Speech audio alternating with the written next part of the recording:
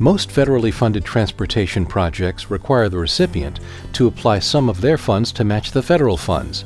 But during times when your agency's funds are in short supply, it may be difficult to find those matching dollars. Rather than delay worthy projects, in recent years some agencies have explored flexible alternatives to contribute their share. Let's look at some of the alternative sources of funding that can be used to match federal funds on a highway transportation project. We will also look at options to adjust the matching share requirement on each request for payment. One allowable method for matching federal funds is to use in-kind contributions from qualified third parties.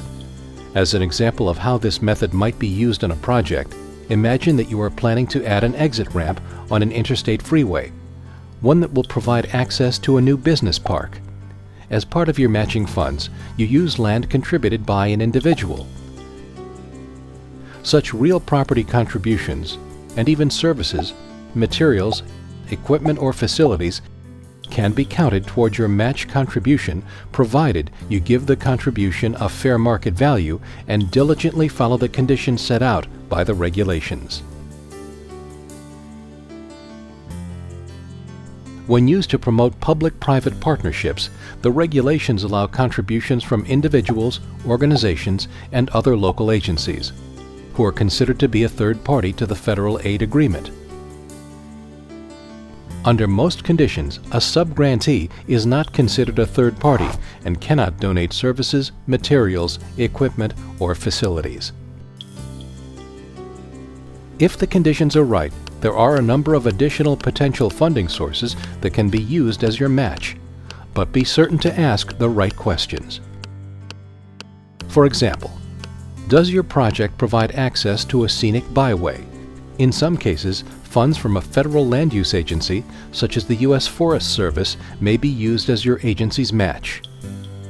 Does your project provide access to Indian lands? If so, funds from the Federal Lands Highway Program may be used. Has your agency or state DOT funded 100% of the cost to refurbish one of its bridges? If so, the majority of those costs may be counted as your match.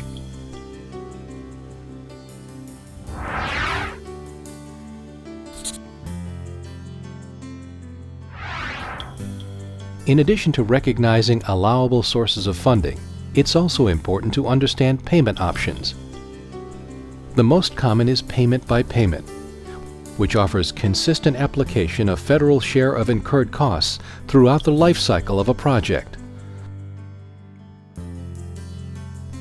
But flexible payment schedules, known as tapering, are also available under certain conditions. This approach allows an agency to claim federal reimbursement of up to 100% of incurred costs on individual claims as long as the overall matching requirement is met. Tapering is not available as an automatic option, but your agency may be considered for it if you can demonstrate that tapering will allow your project to be finished sooner, allow you to lower the cost of your project, provide for additional non-federal funds to be leveraged for the project, or accommodate the full utilization of in-kind contributions from third parties.